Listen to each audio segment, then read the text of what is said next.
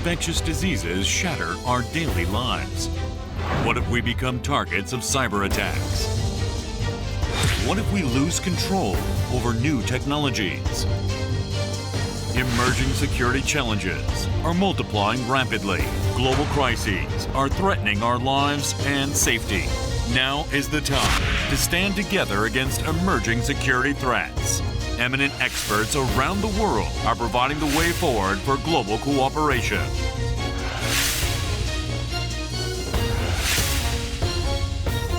The First World Emerging Security Forum.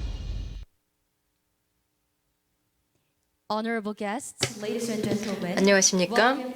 내일기빈 여러분, 신안보 위협 대응을 위한 다자협력의 미래, 대한민국 외교부가 주최하는 제1차 세계 신안보 포럼 사회를 맡은 아나운서 이승희입니다. 여러분 모두를 환영하는 바입니다. 다시 뵙게 되어서 매우 기쁩니다. 자, 어제부터 시작을 하였는데요. 저희가 개회식부터 또 보건안보에 대한 제1세션을 진행을 하였으며 또 앞서서 제2세션까지 진행을 하였습니다. 본 시간은 신기술 안보 세션입니다. 국제평화 안보를 위한 신기술의 개발, 사용과 국제협력을 주제로 진행되는데요.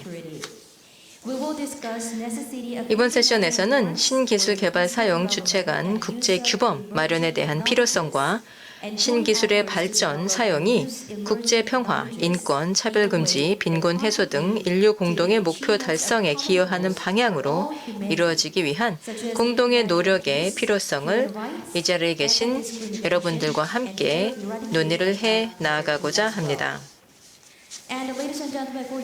그리고 이곳 행사장은 전체 스텝 및 참가자, 발열 체크, 소독 등 사전 방역을 철저히 완료하였음을 알려드립니다.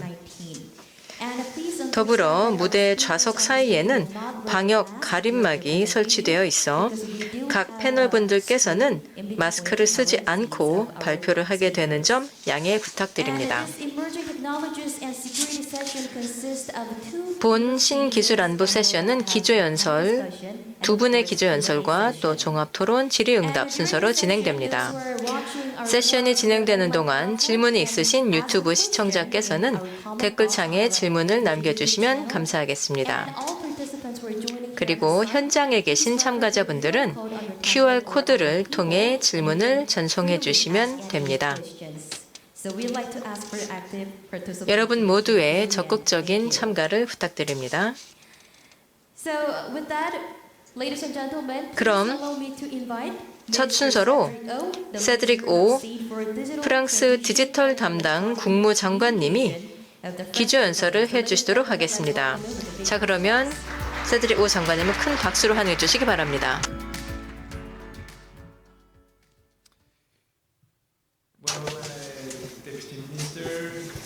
차관님, 귀빈 여러분, 먼저 한국 외교부에 이처럼 중요한 자리를 마련해 주신 데 대해서 감사 말씀드립니다.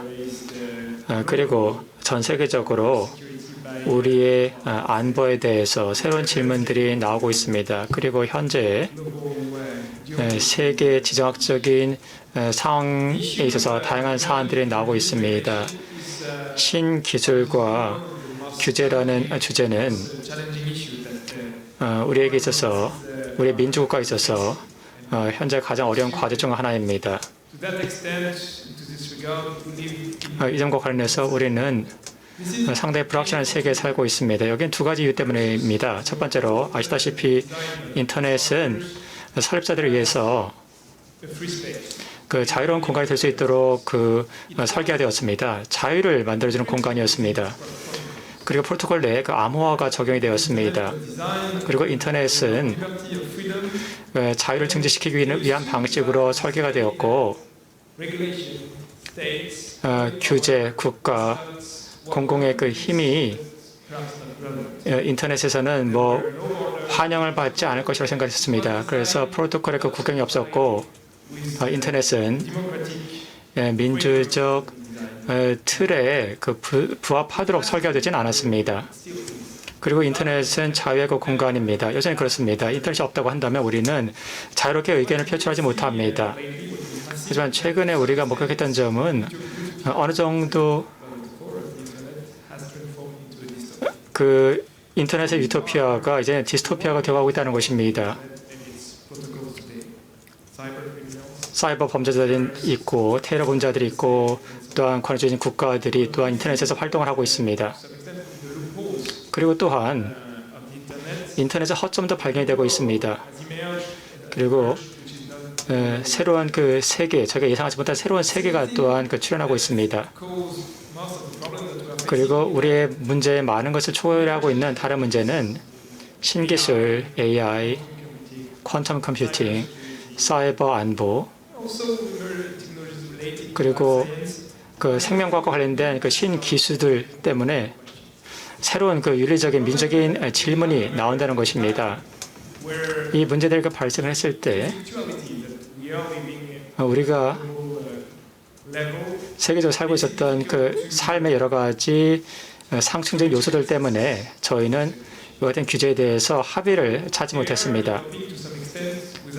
그래서 어떤 규제 없이 이 같은 문제들이 발전을 하게 되었습니다. 이 같은 그 발전 때문에 기술에 대해 사람들이 많이 의심을 하고 있습니다.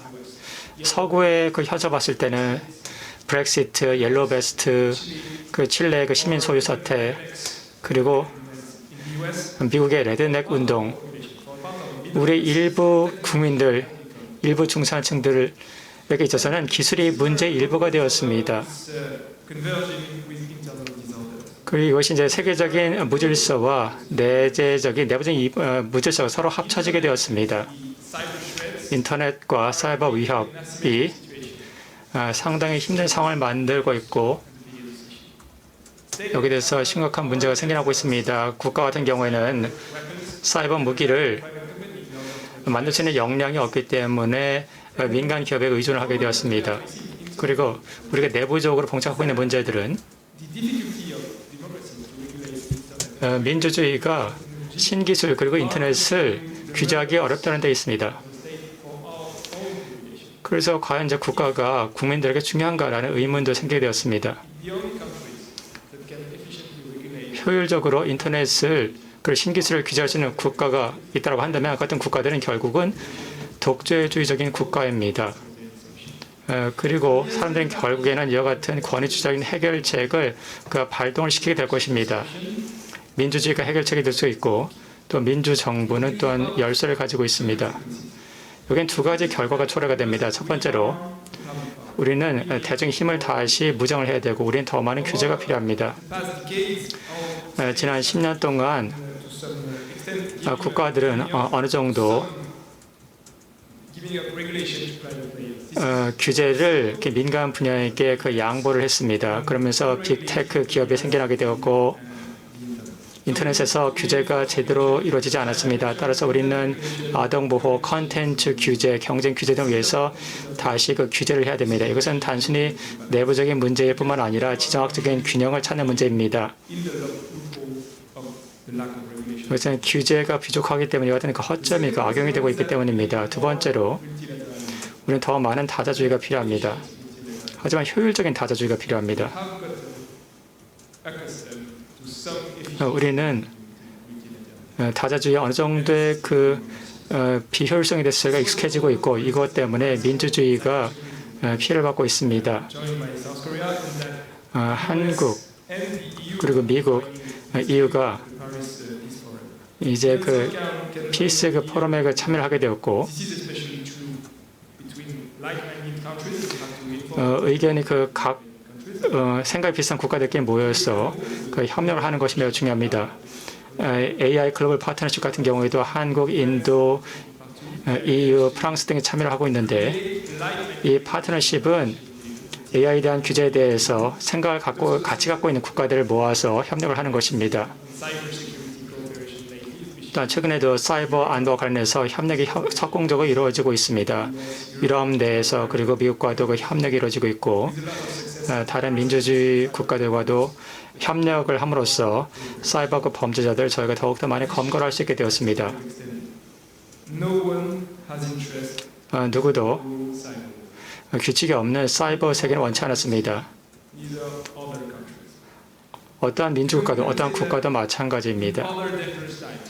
그러니까 다른 위험한 시기, 19세기 초반에 우리가 제네바 협정을 통해서 무기의 제약을 가하는 것에 대해서 합의를 했습니다.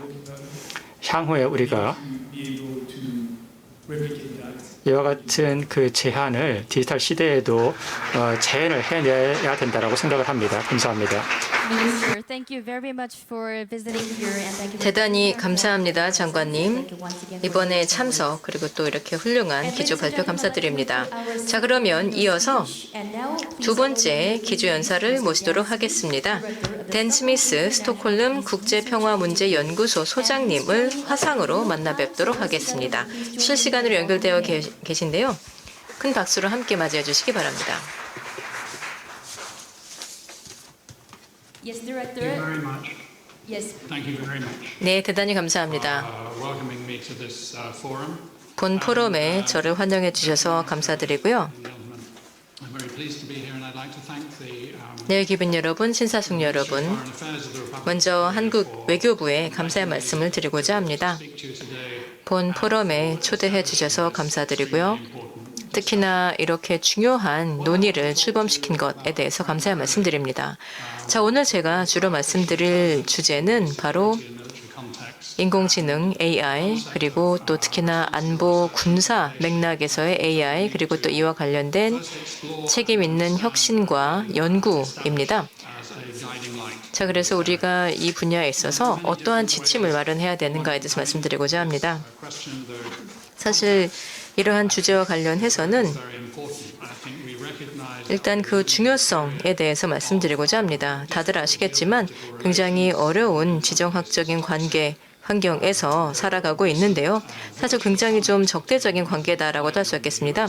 최근에 미중 정상회담이 온라인으로 개최가 되었는데 이것은 굉장히 중요하다고 생각합니다. 또 동시에 좀 한계가 많았습니다. 어떻게 보자면 많은 시사점을 알려주는 것이죠.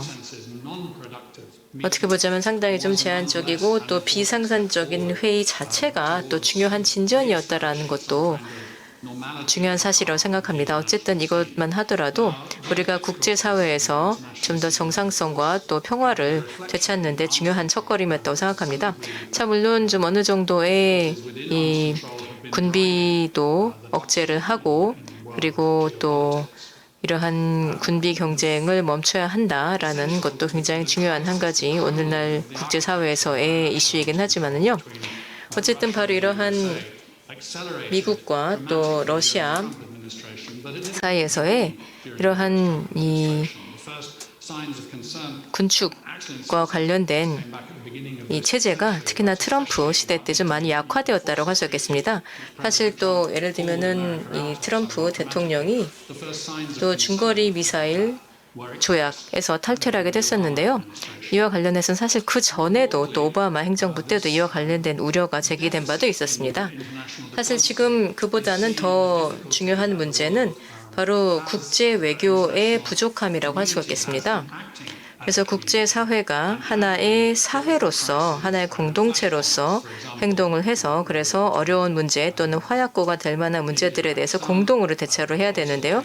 인도 파키스탄이라거나 또는 인도 중국 관계 그리고 또 한국이 속한 동북아 그리고 또 남진아해 그리고 또 무엇보다도 걸프나 중동 지역에서 이란과 사우디아라비아의 긴장 관계를 좀 낮추는 그러한 문제에 대해서 대처를 해나가야 합니다. 자, 그런데 이러한 어려운 지정학적인 상황에서도 기술의 진보는 끊임없이 이어지고 있다는 겁니다. 자, 그래서 국제관계와 그리고 또 군축이라는 맥락에서 보았을 때 사실 또 기술의 발전으로 인해서 더 어려운 문제가 바로 이 코너에 지나면 있다라고 할 수 있겠습니다. 사실 코너를 지나지 않아도 바로 우리 눈앞에 있다라고 할 수 있겠습니다. 예를 들면은 극초음속 무기라거나 또는 AI에 개발된 것 같은 이러한 어려움인데요. 자, 그래서 지금 현재 어려움이라고 한다면 지금의 국제사회의 체제가 이러한 문제에 예를 들면 뭐 핵무기라거나 또는 핵 확산 그래서 또 핵무기 군축으로 나아가는 데 있어서 어려움이 있다는 겁니다. 그래서 이러한 어려움이 현존하는 가운데 새로운 도전 과제가 등장하고 있다는 것도 문제라고 할 수 있겠죠. 자, 그러면 일단 안보 또 군사 상황에서 한번 보도록 하겠습니다. 바로 이러한 자율무기 체제가 있다고 할 수 있겠는데요. 사실 저는 치명적 자율무기 체계라고 부르겠습니다. 그러면은 로라고 줄여서 부를 수가 있습니다. 자, 바로 이런 로라는 이 치명적 자율무기 체계의 문제는 결국은 이 국제인도법이 여기에 어떻게 적용되느냐라는 문제가 있습니다. 일단 이러한 무기들은 사람이 결정을 내리는 방법 자체를 완전히 바꿔놓을 수가 있습니다. 자, 그래서 무력 충돌의 상황에서 결정 내리는 방법을 바꾸기 때문에 무력 충돌로 나아갈 수 있다는 거죠. 자, 물론 이런 시스템에서의 장점도 있습니다. 심지어 인도주의적인 장점도 있다고 할 수가 있겠지만, 하지만 또 동시에 근본적인 법적인 윤리적인 문제를 야기시키기도 합니다. 자, 그래서 제가 지금 현재 이끌고 있는 스톡홀름 국제평화문제연구소에서는 이에 대해서 많은 분석을 하였습니다. 바로 이러한 치명적 자율무기 체계와 그리고 또 전략적인 무기, 또 핵 위협, 그리고 국제법 사이에서의 연결 고려에 대해서 많은 연구를 하였는데요.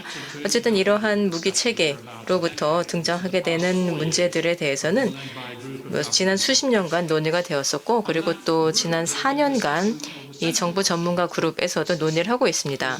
자, 그래서 이 논의에서 핵심 쟁점은 기존의 국제 인도주의적인 법에서 이에 대한 법적 근거가 있는가라는 겁니다. 아니면 아예 이러한 무기체계의 자율성과 관련해서는 완전히 새로운 법이 필요한가에 대한 내용이 바로 쟁점이라고 할 수 있겠습니다. 자, 그래서 이 정부 전문가 그룹에서는 만장일치로 합의하기를 국제인도주의 법이 자율무기 체계에도 적용이 된다라는 겁니다. 자, 그래서 기계가 아니라 사람이 궁극적으로 책임을 진다라는 겁니다. 자, 그래서 이러한 무기의 개발뿐만이 아니라 사용과 관련해서도 사람이 책임을 가진다라는 겁니다. 그렇기 때문에 반드시 있어야 하는 것이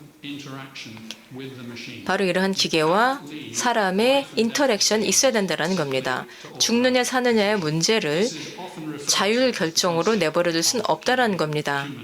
이것을 인간이 계속 참여하도록 한다라는 Keeping Humans in the Loop이라는 개념하고 직결되는 것인데요. 자, 그러면 이로 인해서 또 결국에는 좀 상당히 상세한 법적인 문제까지 들여다봐야 된다는 겁니다.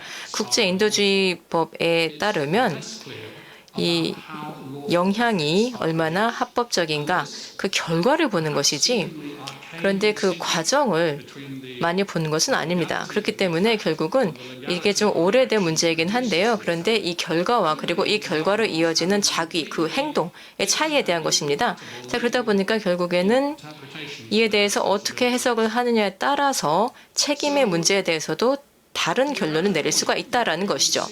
자, 그래서 지금 상황에서는 무기체계의 자율성이라는 것은 앞으로 계속 증가할 수밖에 없습니다. 자, 그리고 두 번째로는 이것이 그렇지도 않고 또 그래서도 안 되는 것이 인간의 의사결정을 대체해서는 안 된다는 겁니다. 단지 의사결정을 지원을 하는 방식이 되어야 하는 것이고요. 자, 그렇다면 이러한 결정이 어떠한 결정이 되는 것인지, 그리고 또 이러한 의사결정 과정에서 인간이 누가 어떠한 방식으로 결정하는가에 대해서도 저희가 지속적으로 검토해야 된다는 겁니다.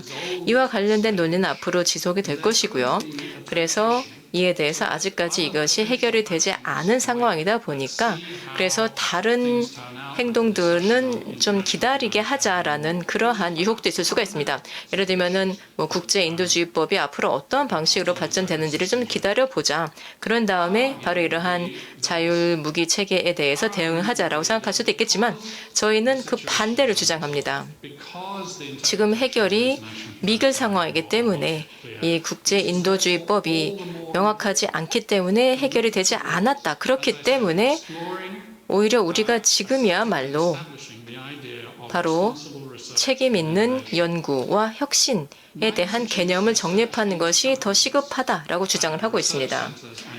저희 스톡홀름 국제평화문제연구소는 기업들과 또 대학들과도 많이 논의를 하는데요. 지금까지는 바로 이와 관련된 이 평화 안보에 대한 시사점에 대해서는 별다른 고민이 없는 것을 볼 수가 있습니다. 이러한 기술을 발전시키는 사람들 사이에서는 이에 대한 고민이 많지 않은 것을 볼 수가 있는데요. 바로 이 지점에서 이 논의가 시작이 되어야 한다는 겁니다. 책임 있는 연구와 혁신이라고 한다면 그러면은 기업들과 또 연구기관들이 바로 평화 안보의 시사점을 자신들의 연구나 개발이나 논의 자체에 이를 주류화시켜야 한다라는 것입니다. 이러한 우려 사항이 또 내부적인 준수 방식에도 내재화되어야 한다는 겁니다. 기업이나 대학이나 연구기관들 사이에서 바로 이러한 점이 내재화되어야 한다는 것이고 그리고 또 윤리적인 원칙, 바로 국제인도주의법과 관련된 윤리적인 기준도 흡수가 되어야 한다는 겁니다. 아직까지 국제인도주의법 하에서 이러한 문제가 아직까지 명확하게 정립되지 않았다 하더라도 그래도 이를 준수해야 된다는 것이죠.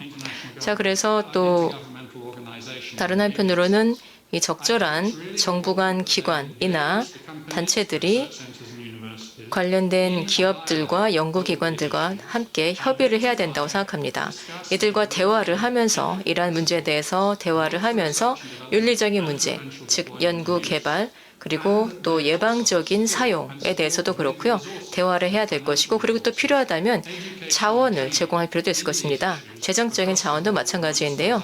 바로 이러한 행위자들에 대해서 교육을 시키는 데 있어서 재원을 제공할 필요도 있을 것입니다. 바로 이러한 기술의 진보를 이끄는 사람들을 대상으로 대화를 하고 교육을 해나가야 된다는 것이죠. 자, 그래서 지금 국제 환경은 어렵습니다. 그리고 또 앞으로 주어진 과제는 결코 쉬운 것이 아닙니다. 근본적으로 윤리, 평화, 안보라는 문제가 지금 현재 기술 발전과 결부되어 있다는 것인데요. 그러한 만큼 우리는 책임 있는 접근법을 택해야 된다는 겁니다. 궁극적으로 사용되는 단계가 아니라 이러한 기술을 연구 개발하는 단계에서부터 바로 이런 책임 있는 행동이 필요하다는 겁니다. 경청해 주셔서 감사드리고요. 오늘 토론 끝까지 남아있겠습니다. 감사합니다. Director Smith, thank you very much for your 스미스 소장님 감사합니다. 그리고 실시간으로 참석해 주셔서 감사드립니다. 바로 이어서 종합 토론을 진행하고 질의응답 시간을 갖도록 하겠습니다. 종합 토론을 진행해 주실 좌장님과 패널분을 무대 위로 모시겠습니다.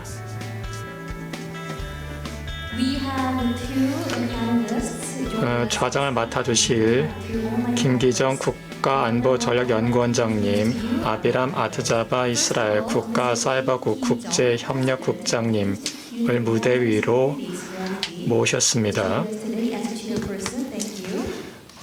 김기정 원장님께서 좌장을 맡아주셨고 아비람 아트자바 이스라엘 국가사이버 국제협력국장님이 또한 무대에 계십니다.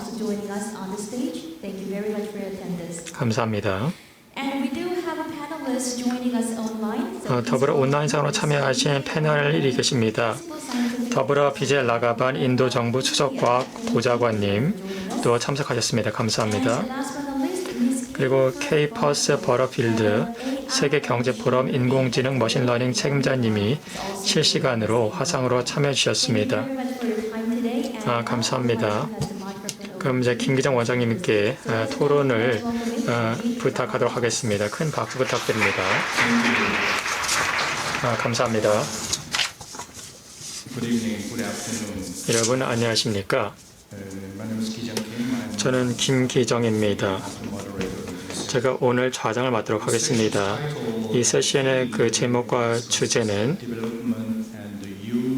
국제평화 안보를 위한 신기술의 개발 사용과 국제협력입니다. 이 주제에 대해서 저희가 논의를 앞으로 한 45분 동안 하도록 하겠습니다. 신기술과 관련해서 저를 포함해서 사실 우리 많은 사람들이 여기에 대해서 상당히 좀 복잡하다는 생각을 가지고 있습니다. 한 측면에 있어서는 추가적인 인간의 그 삶의 기준을 향상시켜준다는 측면에 있어서 우리가 많이 기대하고 있기는 하지만은 또 신기술이 또한 새로운 위협의 원천이 될 수 있을 것이다. 그리고 특히나 우리의 삶의 위협이 될 수 있을 것이고 국제 안보 평화 위협이 될 수 있을 것이라고 염려를 하기도 합니다. 따라서 우리가 이야기를 나누게 될 첫 번째 주제는 새로운 신기술이 우리 삶에 기여를 할 것인지 그리고 평화 번영에 어떻게 기여를 할 것인지 하는 것입니다. 두 번째 그 주제로서는 글로벌 거버넌스가 될 것입니다. 우리가 국제 협력을 어떻게 달성할 것인가 관련된 문제인데 우리가 합의할 수 있는 국제 협약을 통해서 기술의 사용을 규제하고 인권을 침해하는 기술들을 규제할 수 있는지 하는 문제입니다. 그리고 세 번째로 제가 이야기를 나누게 될 그 주제는 누가 참여할까 하는 것입니다. 어떤 행위자가 참여할 것인가 하는 것입니다. 물론 정부의 역할도 매우 중요할 것입니다. 정부와 그 기업계의 협력도 중요합니다. 그리고 정부 간의 또한 NGO 기관들의 역할도 매우 중요할 것입니다. INGO 그리고 NGO 역할도 매우 중요할 것입니다. 댄 스미스 소장님께서 말씀하셨다시피 인도주의적인 법에 관련해서 저희가 합의를 하고 그 규제를 하는 것도 중요할 것입니다. 저희가 세 가지 주제에 대해서 이야기를 나누도록 할 것입니다. 여러분에게 최대 13분씩 드리도록 하겠습니다. 먼저 아비람 아티자바께 마이크를 드리겠습니다. 아비람 아티자바는 이스라엘 국가사회복국 국제협력 국장을 맡고 계십니다. 네, 아티자바 부탁드립니다. 감사합니다. 먼저 저런 이 중요한 회의에 초청해 주신 데 대해서 감사 말씀드립니다. 그리고 대한민국 그 외교부에 이 사안을 거론해 주시고 또한 국제 포럼을 마련해 주신 데 대해서 감사 말씀드립니다. 우리가 이 자리에서 신기술과 안보에 대해서 얘기를 나누게 될 텐데 한국과 이스라엘은 오랫동안 좋은 관계를 유지해 왔습니다. 학문 분야에서 그리고 산업 분야에서 그리고 안보 분야 그리고 이제는 사이버 안보 분야에서도 좋은 그 협력 관계를 유지를 해왔습니다. 그리고 마지막으로 이 세션에 저를 초청해 주신 데 대해서 감사 말씀드립니다. 제가 사이버 안보 관련된 이전 세션은 참여할 수가 없었습니다. 하지만 이 세션도 매우 중요합니다. 이 안보를 그 비즈니스 케이스에 적용할 수 있는 그 세션이기 때문입니다. 의학 회의에서 사이버 안보를 다룬다거나 신기술의 안보를 의학 분야에서 다루는 회의는 많지가 않았습니다. 이것은 의사들이 다뤄야 될 문제입니다. 그리고 그 임원급이 참여하는 회의도 마찬가지이고 변호사들이 참여하는 그 회의도 마찬가지입니다. 이 새로운 신기술에 대해서 이 신기술이 자신들의 법무 분야에 어떤 영향을 미치는지에 대해서 논의를 하게 됩니다. 따라서 이와 같은 안보라는 사안을 다양한 산업 분야로 확산을 시키는 것이 중요합니다. 먼저 제 아들의 얘기를 먼저 하겠습니다. 제 가장 어린 아들이 17살이고 그리고 이제 여기 앉아 있는데 같은 신기술에서 이야기를 할 때 이 신기술은 이와 같은 후세대를 위한 것입니다. 이와 같은 아이들이 인터넷에 서핑을 하고 소셜 네트워크를 만들고 이들은 10대들이 하는 일을 합니다. 디지털 공간에서 10대들이 하는 활동들을 합니다. 상당히 좀 별거 아닌 것처럼 보이지만 20년, 30년 지나게 되면 이 데이터가 사라지지 않을 것입니다. 이제 데이터가 존재할 것이고 AI 기술을 통해서 이 데이터를 패칭을 해서 이 데이터를 악용할 수도 있을 것이고 또는 엉뚱한 사람들이 데이터를 활용할 수도 있을 것입니다. 이와 같은 문제를 저희가 지금 다뤄야 됩니다. 이 문제를 다룰 때까지 기다려서는 안 됩니다. 그럼 너무 늦을 것입니다. 안보, 신기술 안보는 저희가 기회가 될 수가 있습니다. 이것이 단순히 안전 이면만 갖고 있는 것이 아닙니다. 클라우드 컴퓨팅이 데이터 정보의 보안을 강화하고 있습니다. 제대로 사용한다면 말이죠. AI에 기반한 사이버 보안 툴은 현재 사이버 보안 툴보다 훨씬 더 효과적입니다. 그리고 전 세계적으로 이제 전문가가 부족합니다. 그리고 5G 네트워크가 제대로 설계된다고 한다면 현재 네트워크보다 더 보안성이 강화가 될 것입니다. 현재 그 네트워크는 그 중앙화된 네트워크입니다. 이와 같은 기술들은 많은 보안성을 강화해주게 되고 제대로 이루어지게 되면은 보안성을 강화시켜 주는 것인데 여기서 관건은 우리가 제대로 이것을 실현할 수 있는가 하는 문제입니다. 우리가 현재 봉착하고 있는 그 문제는 우리가 이와 같은 새로운 기술들을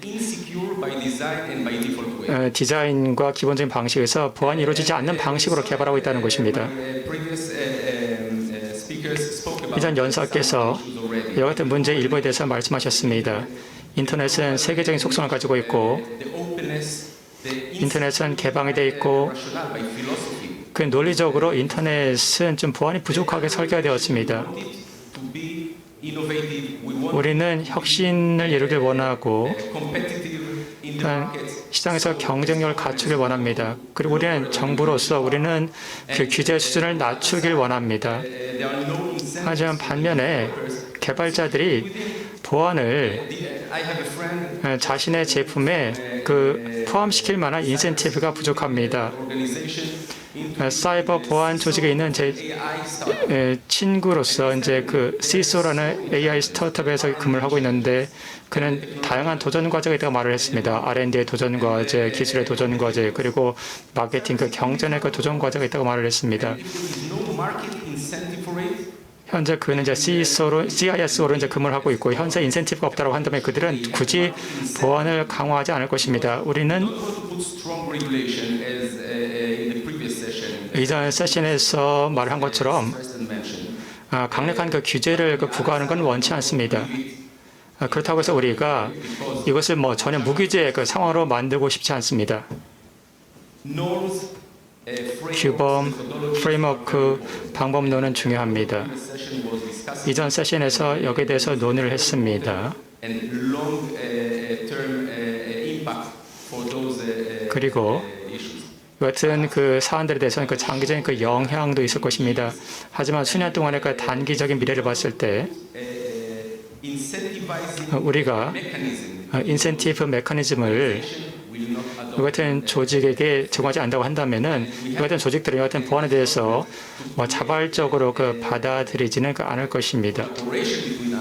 그리고 우리 간에 그 협업을 하고 또한 인센티브를 제공해서 이들의 그 보안을 포함을 시킬 수 있도록 해야 됩니다. 그리고 마지막으로 이 신기술들은 그 해커들에게는 천국이라고 할 수가 있습니다. AI 해커는 이미 활동을 하고 있습니다. 우리가 공격을 봤을 때 이 공격은 사람이 만든 것이 아니라 그 AI가 만든 공격이라는 것을 우리는 알아볼 수가 있습니다. 이와 같은 AI가 만든 공격이 생겨나고 있는데 이와 같은 공격의 빈도가 더욱더 늘어날 것입니다. 이와 같은 공격이 아주 효율적이고 아주 광범위하게 퍼지게 될 것입니다. 그리고 IoT, IoE 기술 들을 통해서 모든 것에 인터넷이 삽입이 되게 됩니다. 그러면은 공격 표면이 아주 커지게 됩니다. 그 노드라든가 이 회의실에서도 우리가 그 호핑을 활용해서 쉽게 공격을 감행할 수가 있습니다. 이것이야말로 그 해커들에겐 천국이라고 할 수가 있습니다. AI 자체를 공격하는 것, 그리고 학습 과정에서 개입해서 AI에게 편견을 집어넣고 그 스마트 교통체제 등과 같은 것에 문제를 설파한다든가 같은 층의 문제가 될 수가 있을 것이고 메타버스가 현재 많은 사람들의 관심을 끌고 있는데 인터넷은 모든 곳에 퍼지게 될 것이고 우리가 이 메타버스를 안전하게 설계하지 않는다고 한다면 이 메타버스도 역시 공격자들의 천국이 될 것입니다. 네, 대단히 감사합니다. 자, 두 분의 패널리스트가 더 계신데요. 지금 줌으로 함께 해주고 계십니다. 그러면 먼저 BJ 라가반 인도 정부 수석과학 보좌관님을 모시도록 하겠습니다. 라가반 보좌관님, 네, 발언 부탁드립니다. 예, 대단히 감사합니다. 사실 앞서서 말하신 분들 다음에 이야기를 하게 되는 장점은요.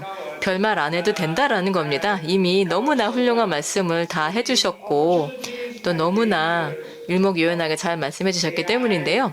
자, AI 또 머신러닝 툴의 기회와 또 위험 그리고 이와 관련된 규제를 어떻게 잘 균형을 맞춰야 되는가에 대해서도 굉장히 잘 설명해 주셨고요.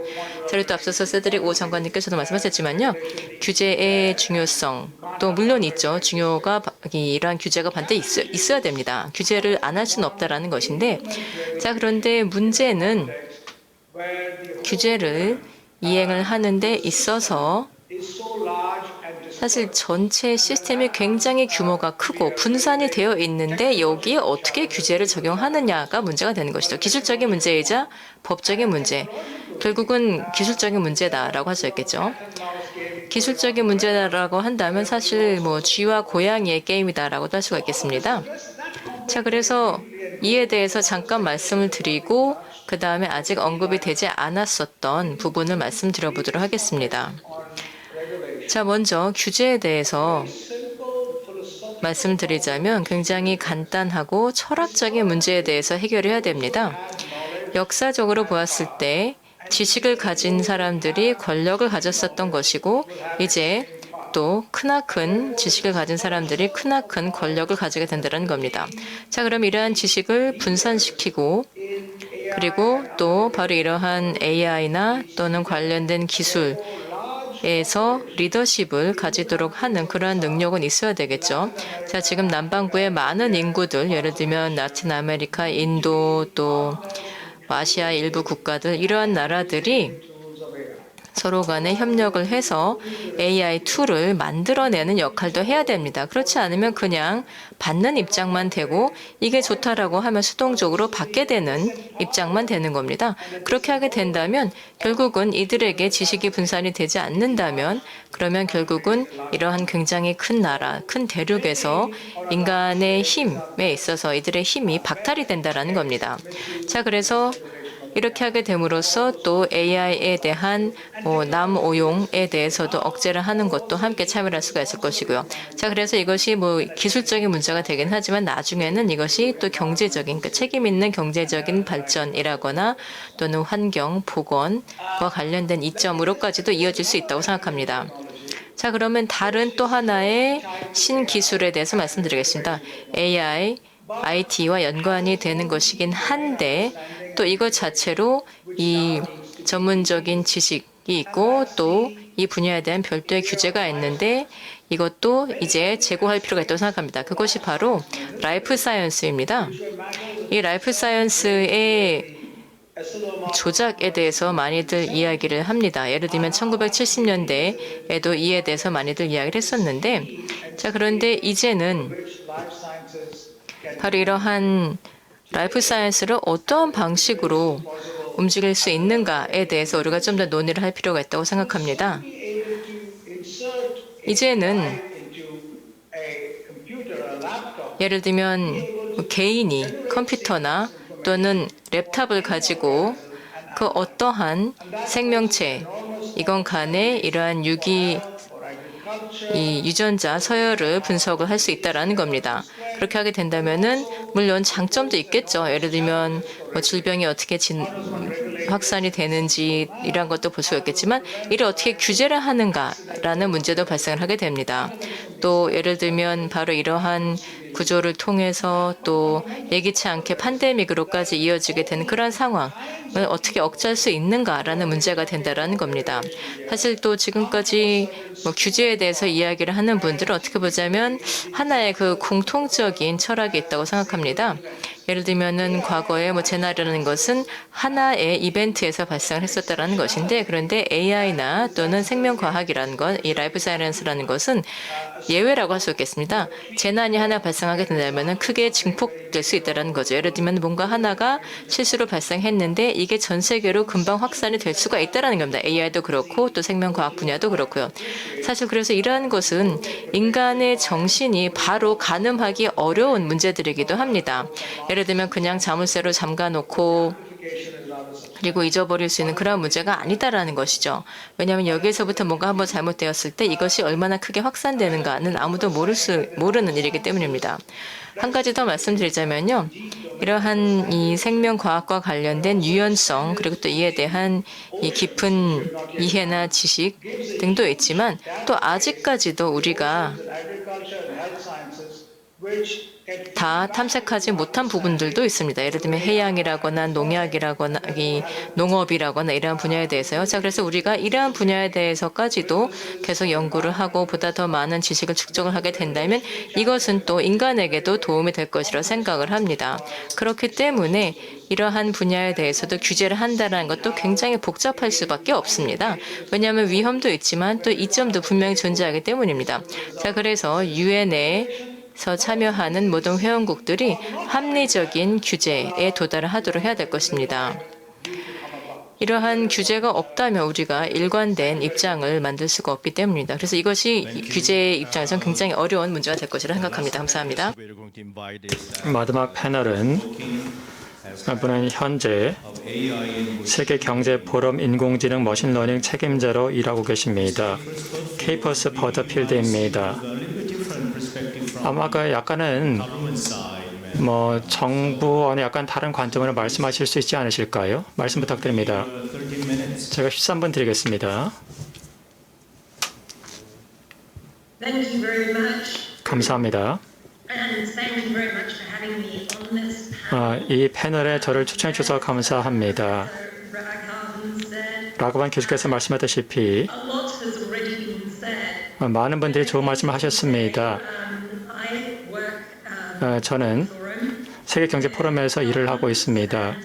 정부와 기업, 학계, 그리고 비영리 단체들이 함께 협력을 하는 공간입니다. 우리는 항상 다양한 이해 당사자들과 일을 하고 있습니다. 왜냐하면 이와 같은 협력을 통해서 우리가 커다란 성공을 거둘 수 있다고 생각하기 때문입니다. 다행히도 우리는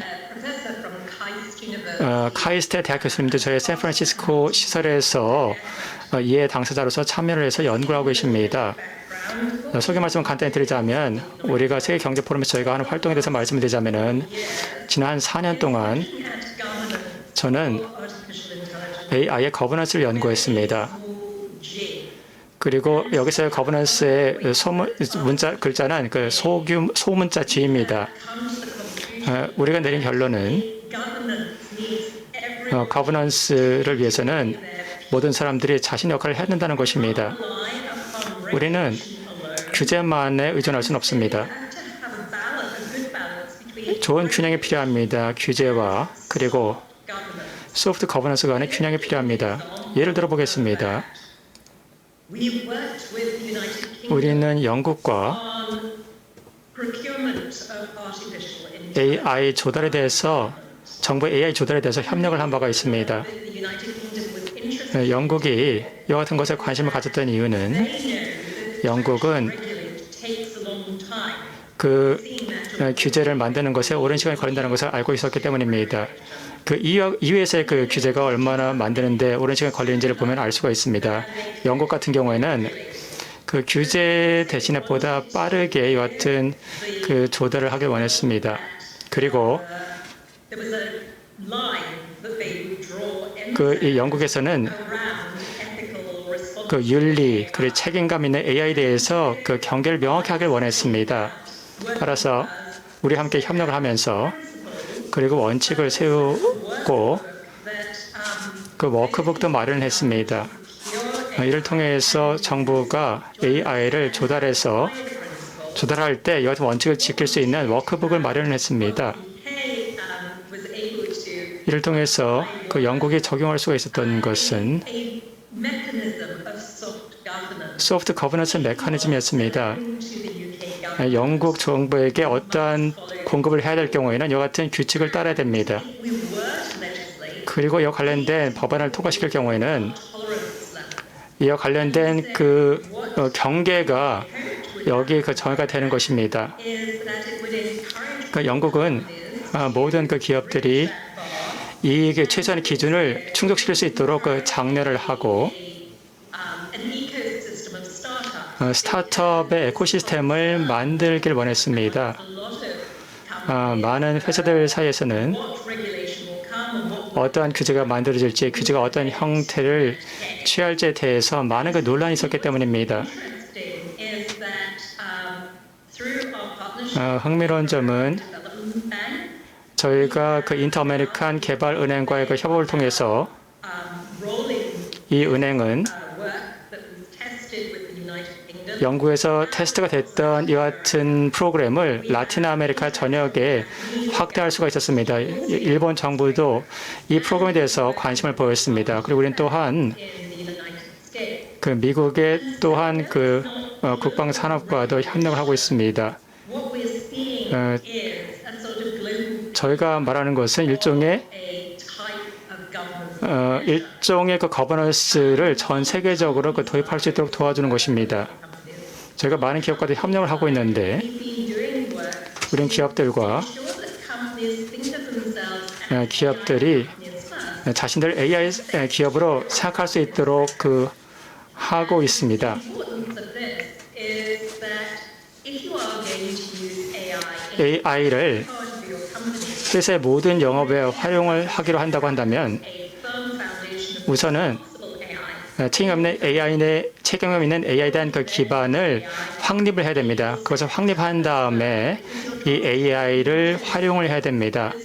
이 AI를 통해서 이 사업 분야만을 혁신시키는 것이 아니라 또한 우리가 사업하는 그 방식 그리고 회사가 작동하는 방식도 혁신을 시키는 것이기 때문입니다. 또한 그 훈련의 필요성에 대해서도 말씀하셨습니다. 대부분의 그 기업들은 이 디지털 AI에 대한 디지털 전환에서 성공을 거두기 위해서는 현재 직원에 대해서 AI에 대한 그 교육을 제공해야 됩니다. 이를 통해서 모든 사람들이 사명을 이해를 해야 되고 AI가 회사에서 어떤 역할을 하는지에 대해서 이해를 해야 됩니다.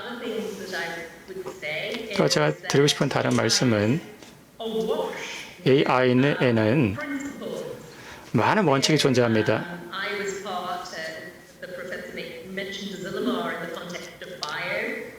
바이오에서 말씀하셨는데 저는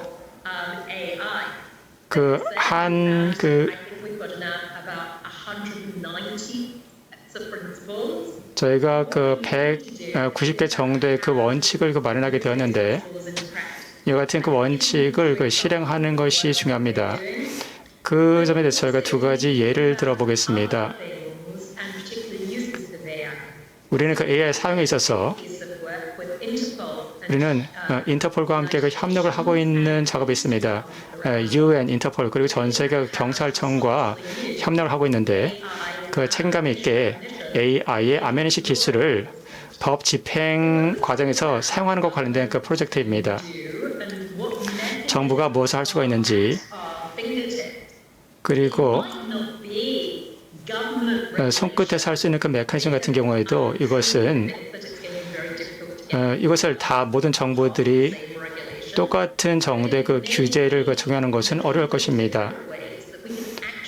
따라서 저희가 서로 다르게 활동을 하면서 저희가 좀 공통의 방향으로 나아갈 수 있다고 생각합니다. 우리가 글로벌 AI 액션 얼라이언스를 올해 출범을 시켰습니다. 세계에는 많은 국제적인 연대가 AI를 기반으로 해서 존재를 하고 있습니다. 그리고 많은 기업들이 책임감 있는 AI에 대해서 좋은 활동들을 하고 있습니다. 하지만 이들이 서로 간에 대화를 하고 있지 않습니다. 우리의 연대를 통해서 모든 사람들을 한 텐트로 규합을 해서 이들이 서로 간에 대화를 하고 서로 간에 배울 수 있도록 장려하고 있습니다. 오 장관님께서 말씀하셨던 글로벌 파트너십 AI, 유네스코, 유니세프 등이 참여를 하고 있고 세계 대기업들도 이 얼라이언스에 참여를 하고 있습니다. 이것도 모든 사람들을 참여를 시켜서 함께 결정 내리는 또 다른 새로운 방식으로 생각을 합니다. 감사합니다. 네, 대단히 감사합니다. 자, 그러면 이 시점에 댄 스미스 소장님을 다시 저희가 소집을 해야 되겠습니다. 왜냐하면 이번 세션에 기조연사 중에 한 분이셨기 때문인데요. 자, 앞서서 말씀하시면서 또 이러한 이 군비 경쟁에 대해서도 말씀하셨었는데, 그래서 또 이것이 다른 기술과도 또 연결이 될 수 있다라고까지 말씀하셨습니다. 자, 그러면 정부들 중에서 국가 간 또는 국제 협약을 추진하는 국가들이 있는지요? 바로 이러한 군사 경쟁에 있어서 좀 속도를 조절하자라는 그러한 합의를 추진하고 있는 국가들이 있는지, 만약에 또 할 수 있다면 어떠한 나라들이 이를 시작하기에 가장 적합한 국가라고 생각을 하시는지요? 예, 일단 짧게 말씀드리자면요, 강대국들이라고 할 수 있겠죠. 왜냐하면 바로 이러한 나라들이야말로 이와 관련된 자원이나 기술, 또 군사적 시설, 그리고 또 전략적인 범위가 있기 때문입니다. 그래서 이러한 국가들이야말로 이러한 기술을 활용할 수 있는 나라들이기 때문에, 그래서 예를 들면은 짧게 말씀드리면 베스트 인 더 웨스트겠죠. 그래서 서방의 강대국들이라고 할 수 있겠습니다. 저희가 또 스톡홀름에서 스톡홀름 컨퍼런스 또 개최를 했었는데, 이때 이야기를 했었던 이슈 중에 한 가지가 바로 이 사이버 해킹과 관련된 겁니다. 바로 이러한 기술들이 서로 간에 예를 들면 사이버 기술의 발전과 결합이 되어서, 그래서 이러한 행위자들 중에서 누군가가 정말 이 세계에서 가장 높은 강도의 보안이 있는 시설에까지도 해킹을 하도록 하게 되면 어떻게 되는가라는 것이었습니다. 자, 그렇게 하게 된다면 결국은 예를 들면은 주요 무기 체계에 대한 발사 체계까지도 접근할 수가 있는 것이 아닌가. 그러면 이것은 정말 크나큰 우려가 될 수 있다는 겁니다. 자, 그렇기 때문에 강대국들이 모여서 이에 대해서 정말 심각하게 논의를 해야 된다는 겁니다. 규제에 대해서도 논의할 필요가 있을 것이고, 억제 조치라거나 또는 규범적인 이해에 대해서도 서로 간에 논의를 하고 합의를 보아야 될 것이라고 봅니다. 그래서 지금 국제 환경이 최악이 된다 하더라도, 그래도 서로 간에 우방국이 아니라 하더라도 이 정도의 상호 이해는 충분히 도달할 수 있을 것이라고 생각합니다. 자, 그래서 사실 또 역사적인 비교 사례도 있는데요. 1970년대 말에 미국과 소련이 바로 데탕트를 거치게 되었죠. 그래서 서로 간에 대탕트를 거치면서 좀 관계가 개선이 되었다가 나중엔 냉전으로 가긴 했습니다만, 어쨌든 그렇게 하게 되면서 그중에 한 가지 희생이 되었었던 것이 바로 이 전략적 무기 제약 조약, 그래서 이제 솔트죠. 그래서 이 솔트를 제대로 팔로우업을 하지 못했다라는 겁니다. 이 당시에 솔트2에 대해서 합의를 하였고, 그리고 체결까지 했는데 이게 발효가 되지 못했던 겁니다. 그럼에도 불구하고 미국과 소련은 바로 이들이 합의를 했었던 이 솔트 조약에 나와 있었던 이 조항을 그래도 따랐습니다. 사실 이들이 여기에 대해서 구속력을 갖지 않았음에도 불구하고 이들이 서로 간에 이해가 있었고, 그 결과 이러한 조약에 합의를 하였기 때문에 어쨌든 준수를 했었다라는 것이죠. 자, 그래서 제가 보기에는 이러한 새로운 기술과 관련된 군비 경쟁의 가능성은 분명히 존재하고 있다고 생각합니다. 예를 들면은 최근에 또 러시아의 이 반위성 시험, 그래서 예를 들면 그 외에도 또 예를 들면 중국의 극초음속 미사일 시험 발사 등등, 바로 이러한 군비 경쟁의 징조는 분명히 있기 때문에, 그래서 지금 서로 우호적이지 않은 국가들이라 하더라도 서로 간에 모여서 논의할 필요가 분명히 있다는 겁니다. 자, 그렇긴 하지만 또 다른 한편으로는 지금의 상황을 보았을 때는 또 굉장히 중요한 것이 또 중견국들, 또 소강대국들, 이들도 서로 간에 좀 더 목소리를 낼 필요가 있다라는 겁니다. 그래서 이들의 우방국들에게 또 강대국들에게 설명을 해야 됩니다. 이게 왜 중요한지. 그래서 지금 이견이 있다 하더라도 잠깐 이러한 이견은 옆에 치워두고 서로 논의를 해야 된다라고 설득을 해야 된다는 겁니다. 예를 들면 뭐 스웨덴이건 인도이건 한국이건 이러한 나라들이 바로 이러한 대화를 하자라고 설득해서 이끌어 나갈 수도 있다라는 거죠. 그렇게 하게 됨으로써 좀 더 우호적인 국제 환경을 마련할 수도 있을 것이라 생각합니다.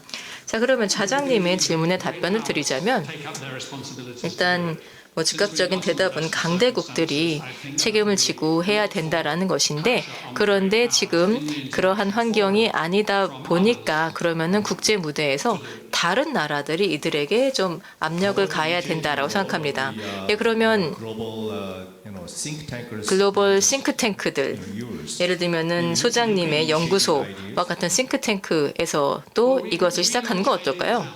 예, 저희가 아이디어는 계속 개진을 하죠. 아이디어는 개진을 하고 그리고 또 이러한 아이디어는 저희가 최대한 증거를 근거로 합니다. 그리고 저희가 또 상세한 논의도 가집니다. 정부들을 대상으로요. 예를 들면은 자율무기 체계에 대한 많은 논의가 그리고 또 AI와 관련된 이러한 논의가 사실 또 저희가 국제 적십자하고도 많은 논의를 했다라는 겁니다. 저희는 정부도 그렇고요. 또 다른 주요 기관들과도 많은 논의를 해서 저희 아이디어를 지속적으로 개진해 나아가는데 이러한 아이디어를 누가 추진하느냐 그게 중요한 것이죠. 한 가지 고무적이라고 한다면 한국의 외교부에서 이런 컨퍼런스를 개최한다라는 것 자체가 그래서 또 저희의 말에 귀를 기울이고 그러면 이러한 아이디어를 개진을 해서 그래서 또 지역의 이웃국이나 또는 미국이나 다른 나라들하고 논의를 할 때 이러한 아이디어를 소개를 해주실 것에 대해서 희망을 가져보겠습니다. 저희가 오늘 상으로 2개의 질문을 받았습니다. 한 질문은 자박에 드리도록 하겠습니다. 앞서 자박에 드리겠고 다른 질문은 댄 스미스 그리고 케이스 버러필드에게 드리도록 하겠습니다. 또 시간이 있으면은 세 번째 질문도 라가반에게 드리겠습니다. 첫 번째 질문은 아트자바 국장님, 신규 안보 위협을 다루는 것에 있어서 정부가 어떠한 접근 방식을 취할 수가 있을까요? 그리고 이스라엘 정부 같은 경우에는 어떠한 수단을 통해서 이와 같은 신기술의 위험을 다룰 수가 있을까요? 먼저 정부로서 이미 말씀하셨지만 중요한 것 중에 하나는 지식을 시장에 제공하는 것입니다. 각 조직들에게, 각 단체들에게 또한 규제 당국에게, 정부 기관들에게 제공하는 것입니다. 현재 시장에 신기술의 위험에 대한 지식이 부족합니다. 따라서 현재 개발자라든가 국제 사회가 이와 같은 안보 문제를 해결해야만 할 압박이 좀 부족합니다. 따라서 시장에 지식을 제공하는 것이 매우 중요합니다. 그리고 INCB 제 조직은 이 지식을 만들어서 시장에 제공하고 있습니다. 최근에도 저희가 몇 달 전에 문서를 발표했습니다. CISO 등을 위한 문서를 발간했고 이 보고서는 퀀텀 컴퓨팅에 관련된 것이었습니다. 퀀텀 문제 그리고 퀀텀 커뮤니케이션 문제를 해결하기 위해서 어떠한 준비를 해야 되는지에 대한 문서였습니다. 물론 약간 시대를 앞서간 것이긴 하지만 현재 준비가 필요한 것이었습니다. 또한 국제사회가 5G 토론에 참여를 하고 있고 이제 5G에 대한 사이버 보안 요구를 5G가 상용화되기 전부터 요구를 하고 있습니다. 이와 같은 조치가 중요합니다. 또한 핵심 사안 중 하나는 현재 패러다임 정부가 주로 시장에 있는 기구들과 협력을 하고 이들이 보안성을 강화하기 위해서 우리가 도움을 준다. 그리고 이들이 사이버 보안 문제를 해결할 수 있도록 우리가 도움을 준다라는 패러다임을 깨트려야 됩니다. 그래서 우리는 시장과 함께 협력을 해야 되고 그 빅테크 기업들과 협력을 해야 됩니다. 어떤 빅테크 기업들이 어떤 기술을 개발을 하고 있습니다. 이 기업들도 역시 이들 개발하는 것에 대해서 책임을 져야 됩니다. 그리고 이 보안이라는 것은 시스템 안에 설계가 되어야 합니다. 설계에서 보안이 고민되지 않게 되면 국제적인 프레임워크를 통해서 시장이 보았을 때 이와 같은 보안의 문제 때문에 어떠한 피해가 있었다고 한다면 여기에 대해서 조치를 취할 수 있어야 됩니다. 규제 그리고 시장과의 그 대응을 통해서 우리가 여튼 일을 해야 되고 제가 제로 트러스트에서 일을 하고 있는데 이 제로 트러스트는 정부에게도 개발자에게도 마찬가지입니다. 사용자 그리고 고객들은 기술, 제품, 서비스를 사용하면서도 보안에 대해서 걱정을 하지 말아야 됩니다. 따라서 이와 같은 것을 위해서 정부가 노력을 해야 됩니다. 예, 그러면 이러한 협력이 예를 들면 이스라엘 내에서는 정부와 기업 사이에서의 협력이나 또는 협의가 있는지요? 이러한 신기술과 관련해서 예, 물론입니다. 이스라엘에서는 생태계를 만들었습니다. 여기에는 정부, 업계, 학계 다 함께 모여서 함께 해법에 대해서 논의를 하고요. 그리고 또 국제적으로는 GPAI가 있죠. 저희도 GPAI에 참여하고 있는데 여기에도 또 여러 가지 이니셔티브가 있습니다. 그래서 AI와 관련된 프레임워크를 구축한 역할을 하고 있습니다. 그래서 저희도 저의 역할을 이러한 국제적인 활동으로까지도 확대해서 하고 있는 겁니다. 지식을 축적하고 또 규범을 정립하고 그래서 AI에 대해서 국내적으로도 그렇지만 또 국제적으로도 그렇고요. 사실 AI에 대한 솔루션은 국제적인 솔루션이 되어야 합니다. 로컬 솔루션이 되어서는 안 됩니다. 국가별로 이에 대해서 대응을 하려면 그 어느 누구도 성공하지 못할 것이고요. 그래서 이러한 국제 솔루션에서 탈피하는 국가들은 결국 자국의 솔루션까지도 해치게 될 것입니다. 예, 그러면 다음 질문이 또 있는데요. 이제 이것은 댄과 K에게 드리는 질문입니다. 그러면 사실 또 이 질문에 대해서는 좀 상상력을 발휘하셔야 될 것 같은데요. 어느 신기술이 미래 인간에게 안보 위협이 될 것이라고 보시는지요? 이게 첫 번째 질문이고요. 두 번째 질문은 우리가 과거 경험으로부터 배운 경험이 있는지요? 그러니까 다시 말해서 AI의 발전과 관련하여서 배운 경험이 무엇일까요? 교훈이 무엇일까요? 자, 그러면 첫 번째로는 우리가 상상력을 발휘해야 되는 것이고 두 번째 질문은 과거로부터 배워야 되는 거네요. 그러면 먼저 K에게 질문 드리겠습니다. 예, 물론입니다. 아주 좋은 질문인데요. 제가 지금 생각나는 두 가지 기술은 사실 앞서서 언급이 됐었던 건데요. AI 그리고 양자 기술입니다. 퀀텀이죠. 사실 저희가 이미 또 다자 그룹과 함께 이에 대해서 작업을 한 바가 있습니다. 퀀텀의 책임 있는 이용과 관련하여서 그리고 이에 대한 지침을 마련하고자 저희가 이미 이에 대해서 논의를 하고 작업을 하였고요. 그래서 이 두 가지 기술을 말씀드렸는데 일단 AI와 관련해서는 제가 보기에는 또 굉장히 중요한 것 한 가지가 바로 교육용 AI. 그래서 우리가 젊은 세대를 위한 교육용 AI를 잘 활용하게 된다. 그러면 사실 모두의 경제성이 개선이 될 겁니다. 왜냐하면 교육 수준이 높아지게 된다면 모든 경제가 개선될 것이기 때문입니다. 그렇긴 하지만 또 AI를 활용한다는 데 있어서 어떤 이 책임 있는 기반 없이 AI를 활용해서 아이들에게 교육을 한다는 것은 또 위험성이 수반되는 겁니다. 예를 들면 데이터 프라이버시 같은 문제가 있겠죠. 그래서 이러한 문제에 대해서도 반드시 고민해야 되고 바로 지금부터 여기에 대해서 고민을 하고 해결해 나가야 될 겁니다. 자, 그러면 한번 역사를 되돌아보자면은요. 어떤 교훈이 있었는가라는 질문에 대해서 답변을 드리자면 보통 이런 말들을 하죠.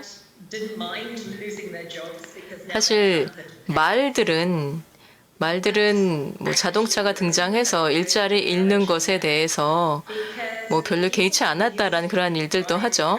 자, 그렇긴 하지만 또 다른 측면도 있습니다.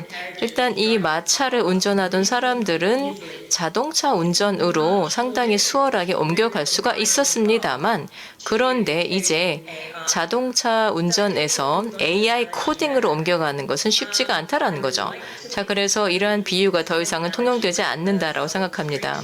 그래서 앞서서 또 이 솔트 이 조약과 관련하여서 또 댄 소장님께서 말씀해 주셨는데 사실 앞서서 또 댄 소장님께서 말씀하신 것처럼 과거의 그때처럼 또 오늘날 각국에서 함께 모이는 것을 보기가 어려울 것 같습니다.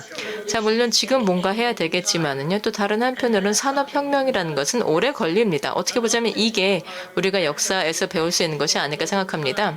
굉장히 장기간 동안의 피해를 본 사람들, 예를 들면 2차 산업혁명을 보게 된다면 거의 19세기에서 20세기까지 걸쳐서 계속 이어졌었는데요. 자, 그래서 사람들이 이렇게 장기간에 걸쳐서 피해를 보게 하면 안 된다라는 겁니다.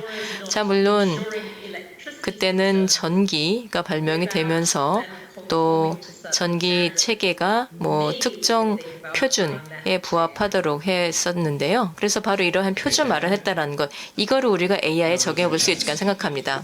네, 그럼 댄에게 질문 드리겠습니다. 흥미로운 그 질문입니다. 우리가 말하고 있는 기술에 있어서 이 기술들은 커다란 혜택을 줄 수 있는 잠재력이 있습니다. 또한 반대로 커다란 피해를 끼칠 수도 있습니다.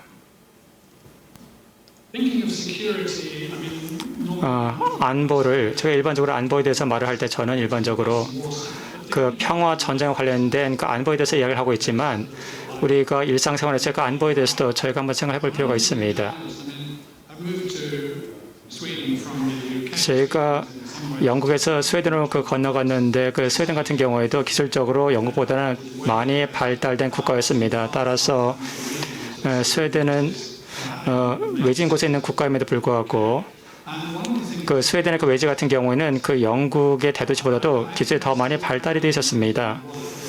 저는 제가 이제 지폐를 지갑에 가지고 다니고 있지는 하지만은 제가 ATM에 안 간 지 한 4, 5년이 되었습니다. 현금을 거의 쓰지 않습니다. 그리고 일반적인 사람들이 그 은행에 방문하는 빈도는 한 8년에 한 번 정도입니다. 스웨덴에서는 그렇습니다.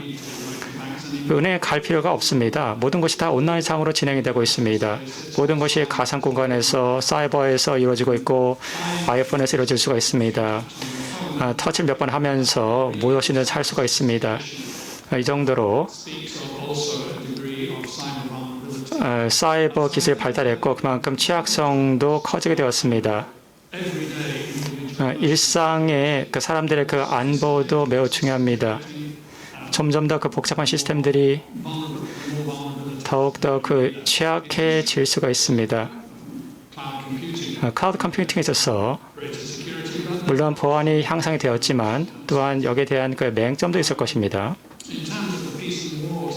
그리고 평화 전쟁과 관련해서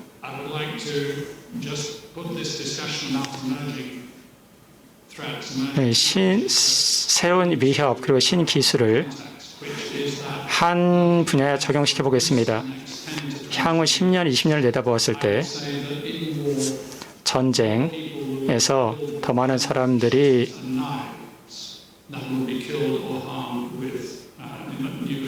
새로운 신기술보다는 총 칼에서 더 많이 목숨을 잃게 될 것입니다. 이와 같은 그 관점도 저희가 가져야 될 것입니다. 그리고 과거의 그 사례를 보았을 때 제가 말씀드린 것이 놀라울 수도 있겠지만 제가 어렸을 때 그 런던에 갔을 때 모든 그 건물들이 뭐 그 의회 건물 이 모든 건물들이 다 검은색이었습니다.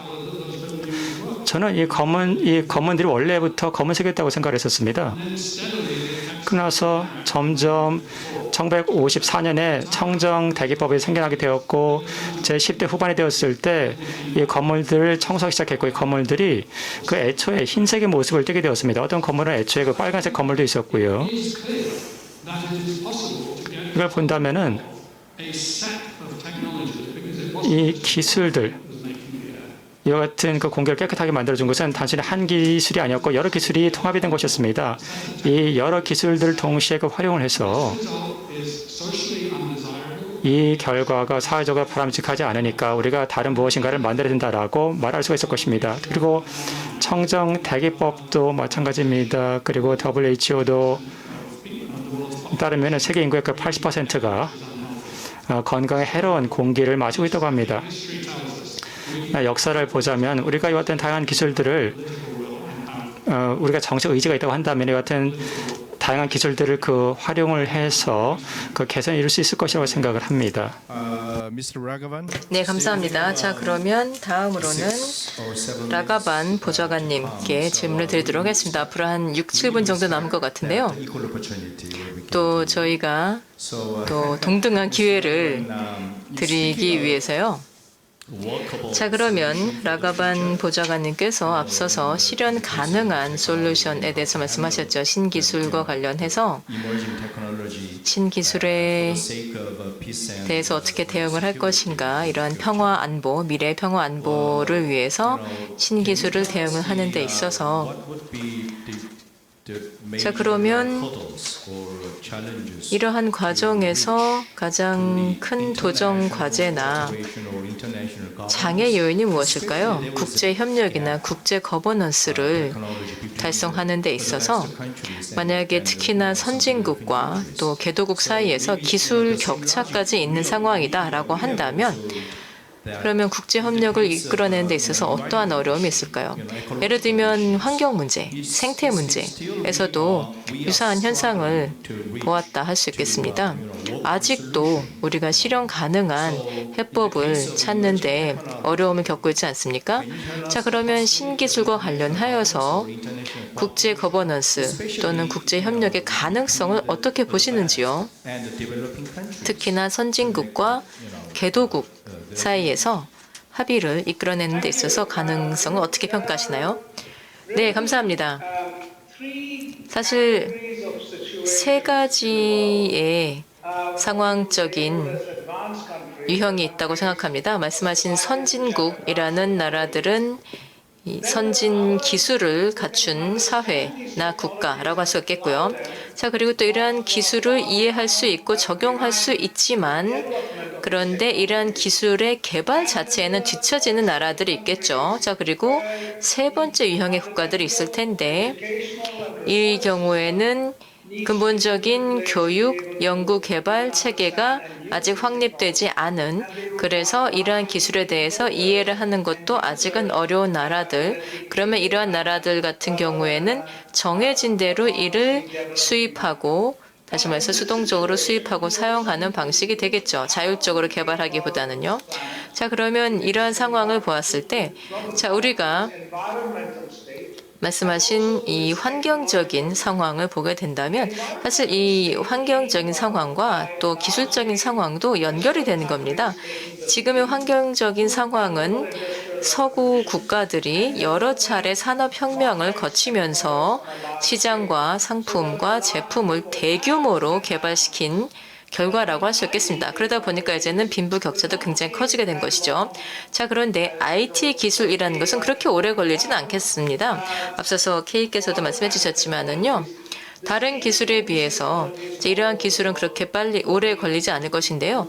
자, 그래서 이 기술의 경우에는 확산을 하는 데 있어서 거의 바이러스처럼 온유를 하자면 굉장히 빠른 속도로 확산될 것이다라는 겁니다.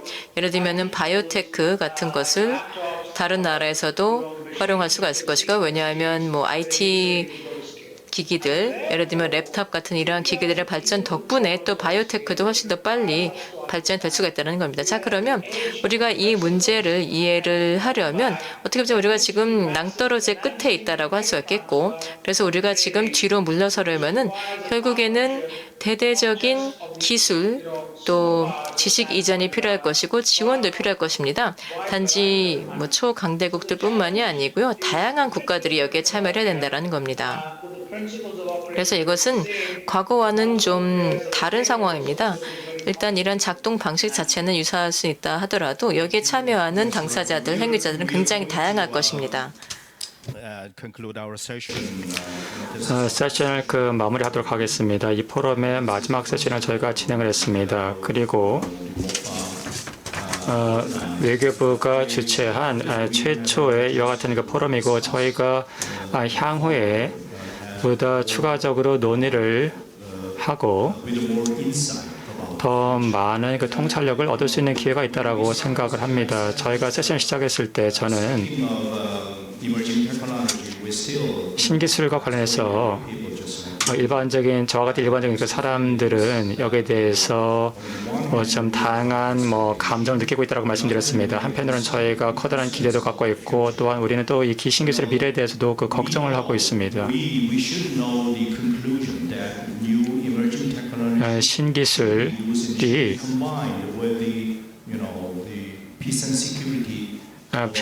세계 평화 안보를 위해서 사용이 되어야 된다는 것은 알고 있습니다. 우리 모두 매일 새로운 미래를, 새로운 시대를 목격을 하고 있습니다. 우리가 미래에 대해서 명확히 알 수는 없지만 우리는 결론을 알고 있습니다. 신기술은 평화적으로 사용이 되어야 하고 국제 안보를 위해서 사용이 되어야 합니다. 우리의 세션을 한 문장으로 마무리하도록 하겠습니다. 저 그리고 여러분들께도 상당히 많은 영감을 줄 것이라고 생각합니다. 우리가 평화를 원한다면 우리가 해야 되는 첫 번째 일은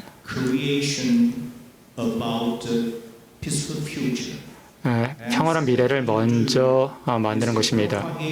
그리고 나서 이것을 더 많은 사람들에게 퍼뜨리는 것입니다. 우리는 상상력도 필요하고 창의력도 필요하고 미래에 대한 상상력, 창의력이 필요합니다. 두 번째로 이와 같은 자리처럼 우리는 국제적인 포럼을 통해서 오늘 내일에 대해서 논의를 해야 됩니다. 참여해주신 여러분 감사드립니다. 여러분 감사합니다.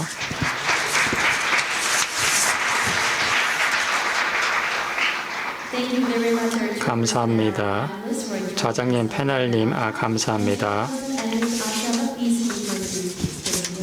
이제 좌장님과 아티자바님은 다시 자리로 복귀해 주시기 바랍니다.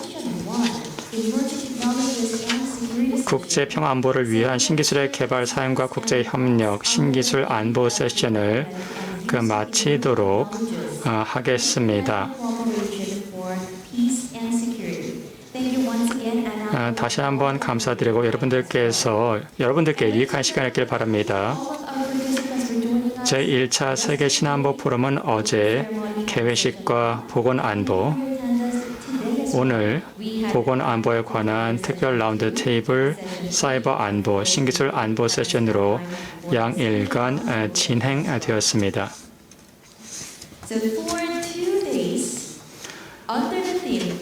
제1차 세계 신안보 포럼은 신안보 위협에 대응하는 새로운 안보 패러다임의 필요성에 대해 국제적 공감대를 형성하고 다양한 이해관계자 간 열린 토론을 통해 향후 보건, 사이버, 신기술뿐 아니라 더욱 다양한 신안보 위협에 대한 다차원적, 통합적 국제 협력 방향을 모색하며 더욱 발전적인 국제 협력 연대 가능성을 제시하였습니다.